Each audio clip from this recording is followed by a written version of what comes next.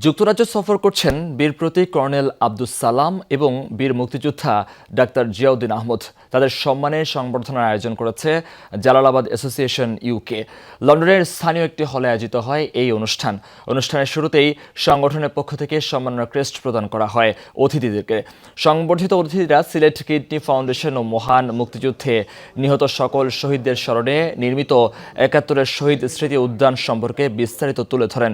Kidney ফাউন্ডেশনকে যুক্তরাজ্য প্রবাসীরা যেভাবে সহায়তা করে আসছেন, ভবিষ্যতেও তা অব্যাহত থাকবে বলে আশা ব্যক্ত করেন তারা।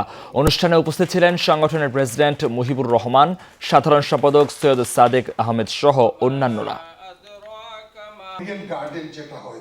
ফাউন্ডেশনের লগে জালালাবাদ অ্যাসোসিয়েশন সব সময় জড়িত আছে এবং ভবিষ্যতেও কিডনি ফাউন্ডেশনের লগে জালালাবাদ অ্যাসোসিয়েশন জড়িত থাকবো ইনশাল্লাহ। আমরা প্রবাসী এখানে জালালাবাদ অ্যাসোসিয়েশনের পক্ষ থেকে আজকের এই সম্বর্ধনায় প্রবাসীরা বলেছেন যে তারা স্বতঃস্ফূর্তভাবে অংশগ্রহণ করতে চান। আমাদের যেটা ইচ্ছা যে প্রবাসী আমরা যারা আছে ইউকেতে বা আমেরিকাতে, তারা বাংলাদেশে কিভাবে টেকনোলজি ট্রান্সফার করা যায়, উন্নতি করা যায়।